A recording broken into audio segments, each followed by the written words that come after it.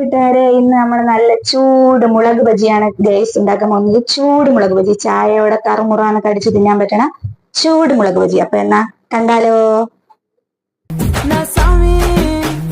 స్వామి స్వామి అంటే నా పెనిమిటి లెక్క సక్కంగుందిర సామి నా సామి